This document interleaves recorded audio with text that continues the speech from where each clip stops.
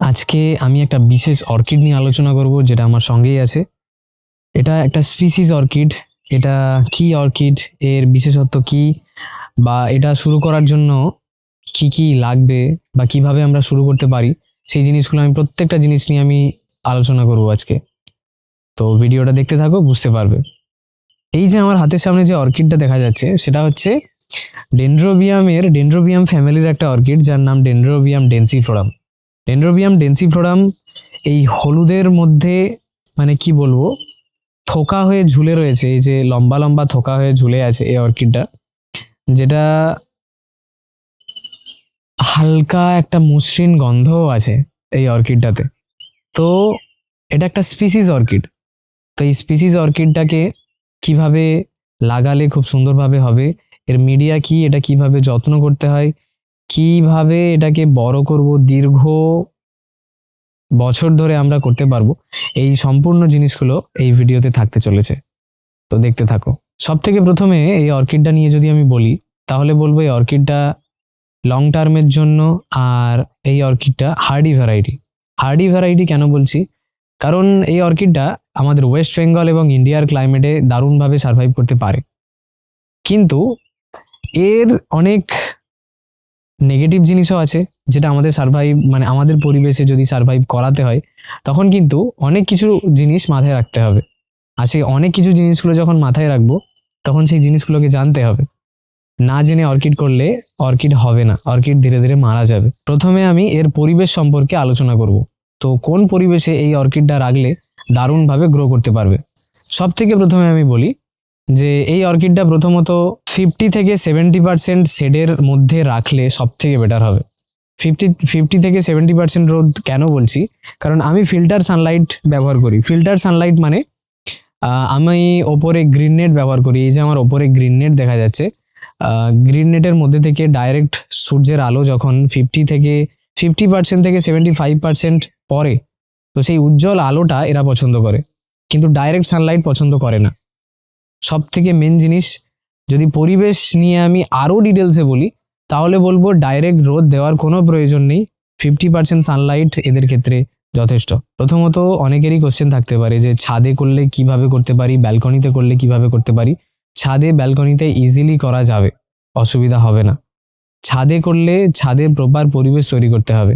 বাইরের টেম্পারেচার যদি 40 হয়, আমাকে ছাদের টেম্পারেচার মেনটেন করতে হবে। সে গ্রিন নেট দিয়ে ছেয়ে হলেও টেম্পারেচার মেনটেন করতে হবে, আবার গাছপালা দিয়ে ভরিয়ে হলেও টেম্পারেচারটাকে মেনটেন করতেই হবে। যদি টেম্পারেচার খুব হাই হয়, তাহলে অর্কিডের প্রবলেম দেখা দিতে পারে। তো আমি প্রথমে একটা জিনিসই বলবো, ছাদে করলে যদি বাইরের টেম্পারেচার 40 হয়, 35-এর ভেতরে থাকতে হবে ছাদের টেম্পারেচার। এবার আপনারা বলবেন যে ছাদে কিভাবে 35-এর ভেতরে রাখতে পারবো আমরা ছাদের পরিবেশ তৈরি করার জন্য সব থেকে প্রথমে জল স্টোর করে রাখতে হবে, মেন জিনিস। আর ছাদে যদি ওপেন একদম ডাইরেক্ট গরমকালে তো প্রচণ্ড তাপ হয়, তো তাপ কমানোর জন্য ওটা আপনাকে ব্যবস্থা করতে হবে। ছাদে আমি জানি, আমার এখানেও আমি যদি বলি, তাহলে আমি যদি ছাদে করতাম তাহলে প্রচণ্ড হিটটা আরও বেশি আসতো। তো সেই জন্য আমি নিচে করেছি। তো যতটা পারবেন মাটির সংস্পর্শে রাখার চেষ্টা করবেন। আর যদি ছাদেতে কোথা থেকে মাটি আসবে এটা ভাবেন, তাহলে ছাদে আপনারা ট্রেতে করে মাটি স্টোর করে রাখতে পারেন। ওই মাটি যখন আপনারা স্টোর করে রাখবেন, তখন ওটা কি হবে, ওটাতে হিউমিড একটা পরিবেশ, হিউমিডিটিটা মেনটেন থাকবে ওই পরিবেশে। তো হিউমিডিটি যখন মেনটেন থাকবে, তাহলে ইজিলি গ্রো করতে পারবে।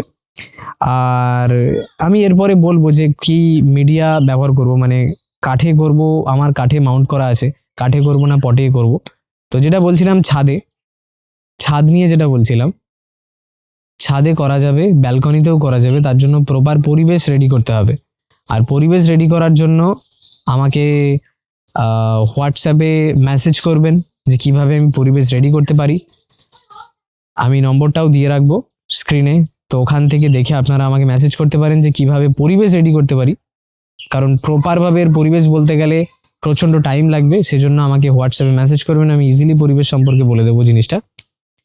আর তারপরে বলি এটা কিসে লাগানো যাবে, কোন মিডিয়াতে লাগাতে হবে।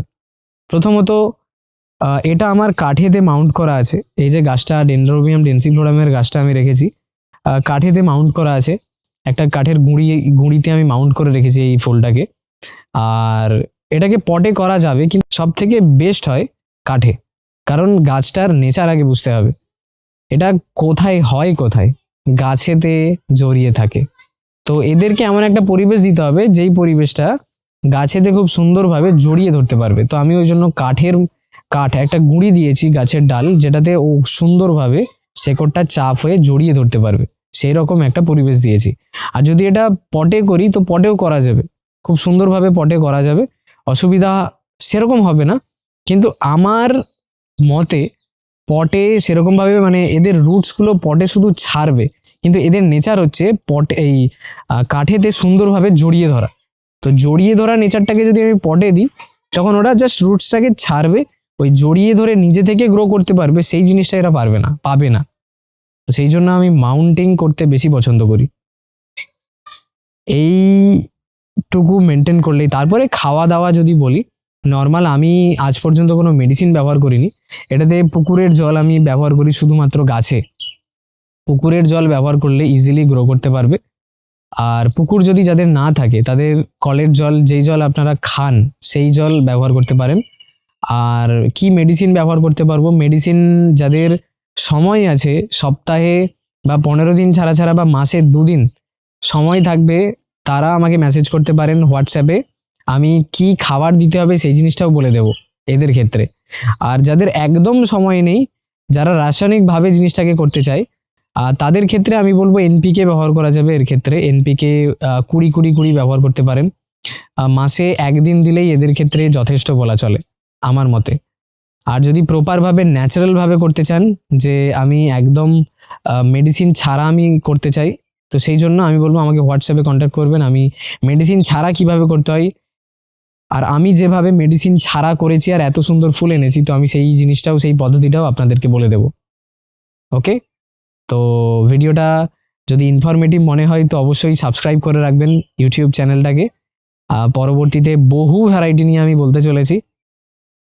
ভালো লাগলে লাইক করবে, আর কিছু জানার থাকলে কমেন্টে মেসেজ করতে পারো, আমি অবশ্যই রিপ্লাই দেবো। চলো, বাই।